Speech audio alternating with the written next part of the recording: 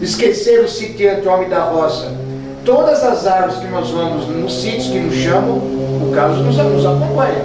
70% das árvores de fruta onde nós vamos visitar estão morrendo ou semi-mortas. Com pragas, com machado e com tóxicos no chão. Não teve pomar nenhum que eu fui que eu ficasse contente. Teve um só, um conhecido nosso que nos levou lá 1 ano e meio atrás, o Amém, que eu sempre falo dele. Amém é o nome. Quilômetro 40 da BR-16. É aqui para Itapecerica aqui mesmo. Ele tem um sítio muito bonito, diversificado, todo tipo de fruta, porque o que nós falamos, hoje para você sobreviver, é o mais correto no teu terreno, no teu sítio, é você plantar árvores de fruta de porte menor, não árvores grandes, para uma fazer sombra na outra, e vários tipos de frutífera corretamente plantado, para você ter fruta ao longo do ano, um pouco de tudo. E não plantar 50 mil pés de limão só para colher limão. Não interessa. Nosso trabalho é plantação de sobrevivência. Fazer a pessoa produzir o seu alimento novamente. Sendo horta ou não, frutífero ou não. Tanto é que nós falamos que o mais correto é todo mundo voltar a ter meia dúzia de galinha novamente para ter o teu ovo. Ou nós falamos uma coisa de sobrevivência. E lógico. E sem custo. Então nós damos orientação de mudas de fruta. Não vendemos nada. Nós orientamos centro de local de fruta com certificado, sem terra contaminada, que é um problema. Vocês compram muda por aí, a terra bem contaminada. Tem pérola da terra, outras coisas mais que devasta as raízes das demais árvores, é um problema grave. Nematóides e tal. Tem então, 2 anos que comprei uns pés de laranja, do jeito que eu coloquei na terra, tá. Então, há quanto tempo? Já tem uns 2 anos. Então, aí é uma série de coisas. Pode ser uma muda que você comprou sem saber, gera uma muda que a pessoa vendeu, que gera um descarte. Então, muda de não padrão bom. Talvez o local, quando se abriu o berço, foi aberto um berço, um buraco muito pequeno. A gente abriu um buraco grande e colocamos uma terra que a gente comprou no buraco e plantou, mas não... Não, então tudo indica que ainda a muda está meio preguiçosa. Talvez, não pode afirmar, talvez a muda não tenha assim uma grande qualidade. Então, isso acontece. E é um local que eu pretendo esse ano que vem agora transformar num pomar. Então, que tamanho é o terreno lá? 10 mil metros. 10 mil? Nossa, muito grande. 10 mil metros, mas é a parte da... Tá todo dividido, sabe? Então tem uma parte do pomar, mas é grande. Não, tudo bem. Então, você vai começar bem, se você começar a ver nossos programas. Porque a gente foi nos lugares pro cara, pra mexer, né? Aí eles disseram que era a terra, pôr uns negócios na terra, então quer dizer que já não vai ficar uma terra pura, com veneno, né? Não há necessidade. Você vai ver que é um pouco diferente que a gente vai falar. Não tem mistério não, você não vai gastar muito não. Eu tenho uns lugarzinhos lá que eu andei cortando o mato, deixando apodrecer. Depois que ela apodreceu, eu coloquei no pé das árvores. Tô vendo que ela está desenvolvendo melhor. Isso, perfeito. Cobertura morta. É isso, tá certo. Depois a gente conversa, vai ver nossas matérias. O que você vai começar, um monte de gente começou a plantar o seu pomar, quando conheceu o nosso grupo, de uma forma mais tranquila e sem gasto. E o resultado funcionou, porque já abriu o berço certo, com espaçamento, cada árvore do seu espaçamento um longe do outro, como se manda, e não plantando tudo 2 metros por 2 metros, uma muda em cima da outra. É um erro que ensinaram no Brasil 30 anos para cá. Já chegaram a falar, planta um pomar no teu sítio, abrindo todos os berços, todos eles 2 metros de distância um do outro. 2 metros de largura por 2 metros de rua. Aí você planta uma jaca aqui, pequena, uma jabuticabeira lá com 2 metros, uma abacateira ali com 2 metros. Só depois de 3 anos são árvores de grande porte. Como é que pode plantar com 2 metros? Não existe isso. Tem acho que uns 3 pés de abacate. Eles enchem de flor, mas não dá um abacate. Então, aí depende. Tem família de abacateiro, talvez o que você tem é uma família de abacateiro que ela dá uma florada, precisava de uma outra variedade de abacateiro que completaria a florada para vir dar fruta. Chama cruzamento. Abacateiro tem esse problema, entendeu? Então não é qualquer tipo de abacate, tem norma. Tem norma, não tem nada errado. Você vai comprar um outro tipo de abacate, vai plantar longe dela, com o tempo elas vão começar a se cruzar, você vai começar a ter planta. Não arranca não, é coisa simples de resolver, viu? Porque nessa tua dúvida, todo mundo tem a mesma dúvida. Tem o pé de pera que tá assim, sabe, tudo grudado os galhos no outro. Tá, a gente não sabe mexer, velho. Então, aí veja, o que você está falando, onde a gente vai, é tudo igual. Todo mundo fala a mesma coisa. Vocês não foram treinados.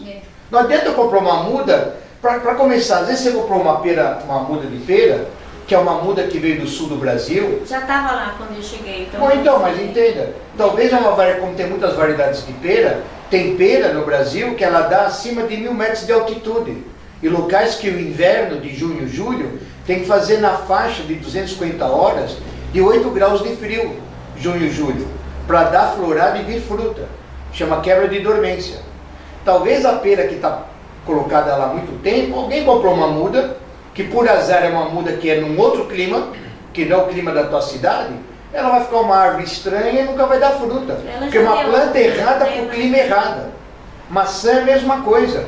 Tem maçã para o clima de São Paulo, tem maçã para Santa Catarina, e tem outras famílias para o Rio Grande do Sul, com altitudes diferentes. Tem gente que quer plantar maçã à beira-mar, 0 de altitude, não funciona. Tem norma. Isso no Brasil, de 30 anos para cá, se esqueceu de ensinar. Então você tem boa vontade, você gasta dinheiro e teu pomar não dá resultado. Você compra tipos de frutíferas erradas para o teu clima, na altitude que é a tua cidade. Altitude de 300 metros de altitude, uma cidade, é uma coisa. E uma cidade a 1000 metros de altitude, serrana, é outra coisa. São plantas diferentes que você vai plantar. São pomares diferentes. Não se explica isso no Brasil. É inacreditável. Porque é a regressão que nós tivemos. Esse é o nosso trabalho. A gente dá umas dicas para o pessoal acordar e falar, peraí, deixa eu ver o que esse grupo está falando. Peraí, tá aí, minhas frutas não produzem, por quê? Porque aí você vai acabar descobrindo o teu erro. É até legal comentar o exemplo das uvas, né? A variedade que a gente tem de uvas e qual que eles têm que plantar, né? Então, mesma coisa, são frutas em geral. Aqui nós temos algumas variedades de uva com nome. Porque no planeta tem mais de 10 mil tipos de uvas diferentes. 10 mil, muito mais. Catalogado. E a identidade da videira, tem livros especializados, a identidade é o desenho da folha. Se vocês olharem aqui, olha, aqui é o 766, é um número, é uma videira macho, chama porta-enxerto. Se vocês olharem, olhem bem o contorno da folha dela, do 766, você pega aqui o 572, que é um outro macho. Se você olhar o contorno dessa folha, olha bem essa folha, você vai falar, Sérgio, para mim é tudo igual, mas não são iguais, são totalmente diferentes. A abertura aqui é diferente, o picote é diferente, o contorno dela é diferente. Agora, se você já ver para essa variedade que já é a Isabel, é uma variedade de uva aqui da uva, já chamamos de fêmea. Se você olhar a folha dela, é diferente dessa aqui, que é diferente dessa. Qual você for pegar, as folhas são diferentes, são tipos de videiras diferentes. Então, quem tem muita prática consegue mais ou menos identificar o tipo da videira pelo tipo da folha. É um indicativo de que família ele é. Dá para perceber. Por isso que tudo que a gente faz, tudo é etiquetado com etiqueta, mesmo que a gente doa. Se a gente doa muda de uva, vem a etiqueta com o nome da videira. Nós já damos para a pessoa a videira com o nome dela correto. No Brasil afora, onde você vai, você pode perguntar para uma pessoa que nos chama. Você tem tal videira lá, qual que você comprou? Não sei. Mas que nome deram o vendedor de muda para você? Nem ele sabia. Muita gente comprou um tipo de uva que nem essa Isabel, que é a uva pretinha de fazer suco e geleia, uva docinha, ela amadurece perto do carnaval, início de fevereiro. Muita gente vende ela e põe uma etiqueta de uma outra uva qualquer, o vendedor. Ele quer vender. Ele coloca aqui o Vitália, ele põe o nome que quer, vai que vai. E isso fez com que o pomar no Brasil de 25 anos para cá ficou totalmente irregular, sem identificação e mudas de baixa qualidade. Qual é o resultado do brasileiro? Desânimo. É o desânimo da roça. Porque ele já comprou tudo com o nome mudado, ou mudas de padrão baixo, e ensinaram para ele, você planta tudo um pertinho do outro, e legal. Não. Lotes de videira, dependendo da variedade da videira, tem videira que o plantio dela é em torno de 1,30 m uma planta da outra, enfileirado, 1,30 m de muda por muda, por 2,30 m de rua para rua. Tem outras variedades de uva que pode ser 1,70 m de uma planta para outra, com 2,70 m de rua para rua. Outro lote de uva de cacho maior, 2,5 metros uma planta da outra e 3 metros de rua para rua. Outras variedades de uva de cacho maior ainda, 4 metros de planta para planta e 4 metros de rua para rua. Ninguém explica nada, vai abrindo um buraco e vai botando no chão. É o desânimo do brasileiro. Errado, porque o brasileiro não tem culpa. Estou ensinando errado nós há 3 décadas. Tem muita gente que não gosta que eu falo isso. Eu sei que tem muita gente que não gosta, por isso que eu continuo falando. É para incomodar. Para de mentir. Vamos parar de enganar o brasileiro. Não tem mais graça. Eu acho que não tem mais graça. Já estamos no buraco. No Brasil nada funciona. Nós estamos vendo o que está acontecendo. E nós vamos ser mais um grupo, vamos continuar contando conversa mole. Não, nós somos contra esse tipo de atitude. Eu acho que não tem mais tempo de brincadeira. Porque nós estamos regredindo muito. O entendimento do Brasil hoje em vários assuntos é quase nulo. Tem gente que tem dificuldade de querer entender o que a gente está falando. Tem gente que está acelerada por celular ou não. Tem gente que eu estou explicando, a pessoa fala, Sérgio, eu não entendo o que você está falando. Eu estou explicando, ele está acelerado. Eu estou contando uma coisa e ele já está perguntando quando é que vai colher a fruta. Eu falei, mas eu nem comecei a falar. Já quer saber quando vai colher a fruta? Calma. Então nós temos que ter hoje em dia mais calma, aprender a baixar a bola, aprender a escutar quem conhece um pouco e treinar. Treinar no teu sítio. Treinar. Ele não sabia nada, está treinando, está virando um cara de horta. Ele já tem noção do ciclo, como prepara o canteiro, o tipo da terra. Ele já tem noção, ele era cru de tudo. Ele treinou durante 2, 3 anos. Daqui para frente ele pode dar orientação para quem quiser. Porque ele não é hoje tão cru como ele era 3 anos atrás. Porque houve um treinamento, ele acompanhou a gente, acompanhou o grupo. Então nosso trabalho é fazer com que nas casas alguém volta a produzir alguma coisa no teu quintal. Ah, não tem espaço, Sérgio. Faz o que se faz há 10 anos, planta em vaso. Começa a plantar cheiro verde, aprende a mexer com a terra. Já vi médico dizendo que não pode mexer muito na terra as crianças em casa, que tem micróbio. Gente, não assusta a população. Como tem micróbio? Micróbio tem o que nós estamos comendo, que não sabe qual é a origem do alimento nosso. Como mexer em terra dá micróbio? Não entendo essas coisas. Coisas estão bem distorcidas. Então, o nosso foco é o quê? Vocês voltarem a produzir algum alimento, não importa o quê, pequena quantidade ou média quantidade aos poucos, para que você comece a aprender o que é o normal. Para você ter um pouco do teu alimento, ficar um pouco mais independente de coisas que vocês estão comprando por aí afora. Vão aprendendo. E as grandes cidades voltarem a produzir, é possível sim o seu alimento. Por que tem que vir alimento de 400 quilômetros da capital de São Paulo, ou 200? Por quê? Só assim. Muda o modelo um pouco, lógico que é possível. Se todo mundo começar a ter um pouco de alimento na tua casa, em vaso ou não, ou teu quintal abandonado, que nem elas, tem um terreno de 10 mil metros, é 1 hectare. E elas não vão ter condições de tocar 1 hectare de terra como se deve, é trabalhoso. Vai dar muito alimento, ela vai ter que vender mercadoria dela, como orgânico, como sem agressão. Quando ela aprender e pegar o ritmo, um pouco de tudo, galinha, horta, legume, verdura, frutíferas, tudo em lote, separado, entrando no sol e tudo, você não vai dar conta daquilo, vai ter que vender. Vai surgir um comércio para você que nem ele. Você vendeu alguma coisa 3 anos atrás? Não, eu comecei vendendo, né? Comecei a fazer os 2 canteiros, aí fui progredindo. Não vou te fazer pergunta, mas eu vou te perguntar em termos de clientela.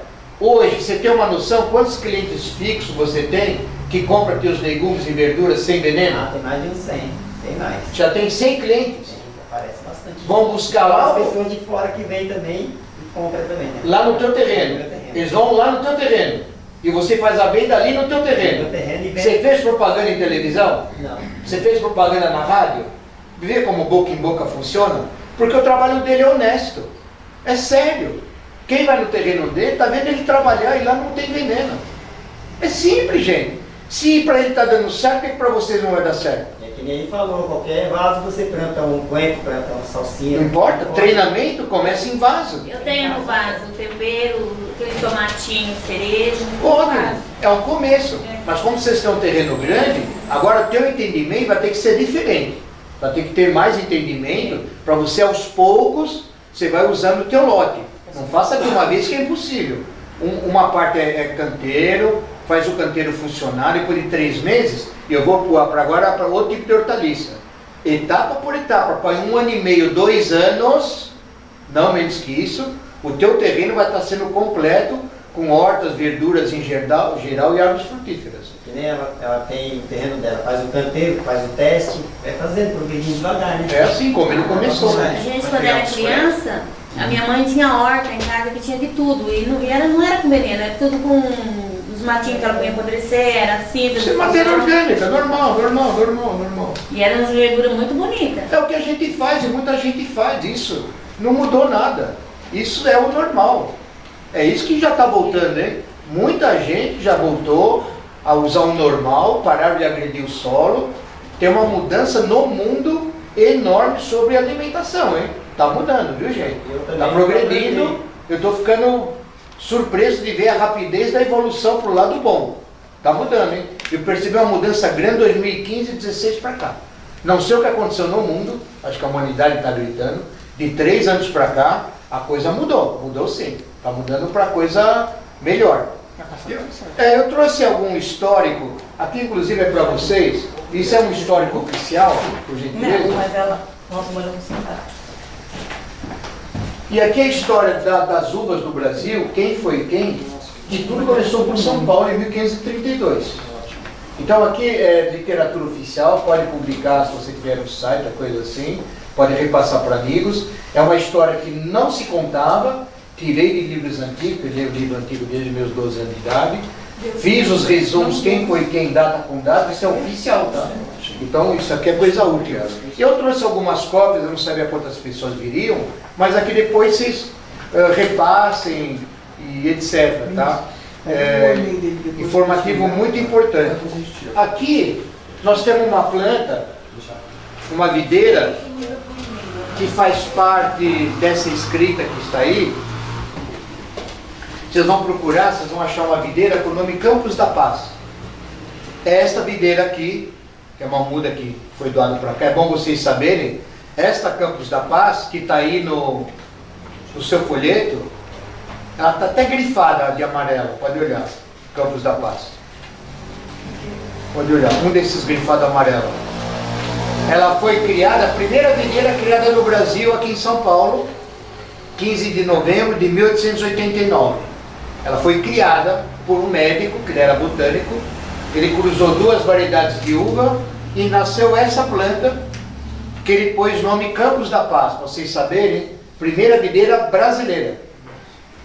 Tá? O histórico dela está aí bem claro. Inclusive, essa informação da Campos da Paz, pelo médico Pereira Barreto em Pirituba, contém, vocês podem fazer até uma pequena informação, escrita tinta a óleo, quando ela for plantada, planta no lugar à parte, uma sugestão, como troféu, como a primeira videira brasileira.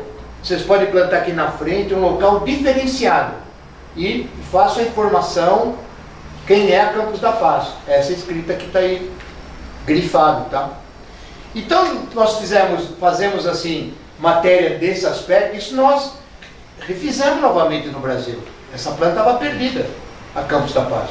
Nós, de 10 anos para cá, refizemos essa história e já entregamos várias mudas dela pelo Brasil afora com essas cópias do histórico. Ela estava perdida. Por 2, 3 meses, a última planta dela, matriz, tinha uma só, essa planta não estava liquidada. Quando eu vi essa planta em um local e acabei tirando o galho dela, era o final dela. Mais 2 meses aquela planta mãe morreria. Nós não vamos ter mais no Brasil a reprodução da Campos da Paz. Foi uma história que eu já contei no nosso programa, está bem explicado lá. Foi uma coisa assim que tinha que acontecer comigo, né? Tem coisa que cai no meu colo, é impressionante. Então, ele é uma uva cachos pequenos, preto, de vinho, tá? Porque na época foi cruzado um cavalo, primo do 766, chamada Ribara do Traviú. Não, desculpa. Foi cruzada com a rupestre, que é um cavalo, que não tem ela aqui. E o médico cruzou a rupestre com uma variedade de uva dourada, de vinho francês, chamado Chezelet Doré. Ele cruzou os dois pólen e depois nasceu essa planta. Então ela tem sangue de porte-enxerto, que ela saiu da rupestre. Por isso que ela é uma planta vigorosa. Porque além dela ser uma uva de vinho, ela por si só, como ela tem sangue de rupestre, rupestre é uma das famílias de cavalo de macho. Né? Então ela é uma planta bem rústica, então fica para vocês como uma norma. Vocês entendem o que é cavalo? Vou explicar agora. Não, acho que o pessoal, acho que tem gente que é novo não entende. É assim, ó, a videira, nós temos nesse caso, a videira Isabel, que eu chamo, dou um nome para vocês entenderem, de fêmea, por causa da cacho de uva. Então, tem várias variedades de uva, toda uva que dá cacho de uva, toda videira que dá cacho de uva, eu simplesmente chamo de fêmea, porque dá uva, dá filhote. Existem no mundo várias variedades de videiras que não dão cacho de uva para você comer. Dá mais galhos e folha. Então, essas videiras têm uma coleção enorme do Brasil e o mundo tem outra coleção, é chamado ou de porta-enxerto, ou de cavalo, e os antigos, 50 anos para trás, chamavam de bravo. Bravo. É nomes que se dão, mas o nome correto é porta-enxerto. Tá? Então, quando vocês falarem assim, qual é o porta-enxerto da macieira? A macieira também tem uma variedade de maçã que se enxerta em cima dela, se tira um galho da macieira que você quer, coloca dentro do galho de uma outra macieira que vai ser o condutor de seiva para ela. É chamado de cavalo, tá? É chamado de porta-enxerto. No caso da videira, para o estado de São Paulo e para o Brasil, nós temos uma meia dúzia, 8 variedades de porta-enxerto, muito interessante para cada solo, para cada região do Brasil. Tem variedades de videira cavalo, que vai bem para uma tal região do Brasil, onde você vai tirar um galho da Isabel, na época da dormência em julho, e vai colocar dentro do galho do cavalo, chama enxertia. Entenderam até aí?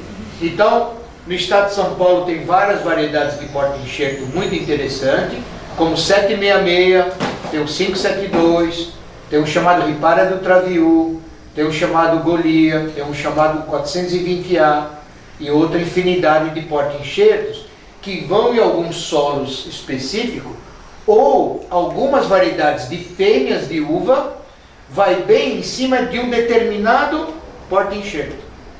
Às vezes você pegar uma variedade de uva, de videira, enxertar, vamos supor, no 572, alguma variedade de fêmea, vai dar uma videira grande, mas também não dá cacho de uva, porque não houve casamento. Então tem publicação de videira indicando qual é o melhor porta-enxerto para qual variedade de uva que você quer enxertar, para dar cacho de uva bonito. Então o que também se fez muito de errado no Brasil desses anos para cá? Publicações dizendo assim, qualquer porta-enxerto de videira você pode utilizar para formar um parreiral. Qualquer porta-enxerto. Não. Essa frase também foi errada. Tem que escrever, existem determinados porta-enxertos que têm mais afinidade com a parte aérea, que é a fêmea. A escrita já fizeram errado 20, 25 anos atrás. Então, olha a explicação simples que eu vou contar. Tem um porta-enxerto, que não tem aqui, chamado 313. Muito bem. Por natureza, esse porta-enxerto, ele tem a sua raiz somente superficial, ele fica por cima do chão. É um tipo, é dela. Enquanto as demais todas têm raízes muito profundas, as videiras. Ela vai buscar água lá embaixo do subsolo. Tem porta-enxerto, quando ela é adulta, a raiz chega de 8 a 12 metros de profundidade normal. Normal, uma raizada enorme para o subsolo. Então o porta-enxerto solta muita nutrição para cima. E além que essas raízes dos porta-enxertos não pegam doenças que tem no solo do Brasil. Enquanto o galho da fêmea pode pegar doença do galho dela, na raiz dela, porque a raiz dela, esta videira foi plantada direto. O próprio galho da Isabel, chama plantação direta, chama pé franco. Há muitas mudas de videira da fêmea, que você tira o galho da fêmea e planta, vai nascer uma videira dela. Mas com o tempo ela pode morrer, porque a raiz dela, da fêmea, não tem muita vida longa. Enquanto que a raiz do cavalo, ele é extremamente bruto e resiste a muitas doenças que tem no solo do planeta. E do Brasil principalmente, que é um país tropical. Estão entendendo até agora o que eu estou contando? Então, por que eu estou contando 313? O que aconteceu 15 anos atrás, das viagens que eu ia, o pessoal me ligava dizendo que eles plantaram cavalo no morro do sítio e nada funcionou, todas as plantas regrediam, os porta-enxerto, né? E eu falei, mas não está normal isso.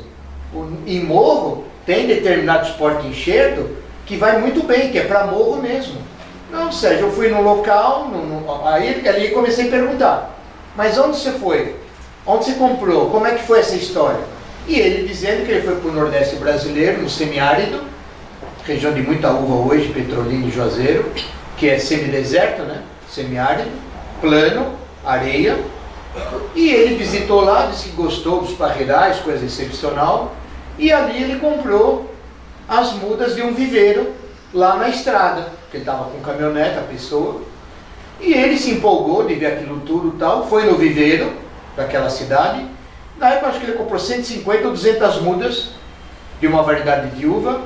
E aquele viveiro, por um motivo qualquer, naquela região, ele só usava, lá se usa numa região, mais o cavalo 313, que ele vai bem na areia. Como naquela região aquele 313 não faz raiz principal, chama peão, lá tem sal, água salobra, em Petrolina e Juazeiro, em alguns lotes de terra.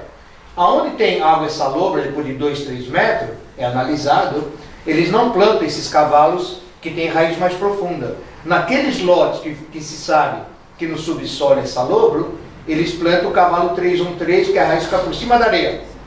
Então ele não vai buscar o sal lá embaixo. A videira não morre. Deu para entender o que eu estou falando? Só que ninguém explicou isso para a pessoa. Ele foi no local onde naquela região era mais o cavalo 313, as mudas de uvas prontas. E ele trouxe, o que ele fez no sítio dele? Ele era no sul de Minas, não lembro o nome da cidade.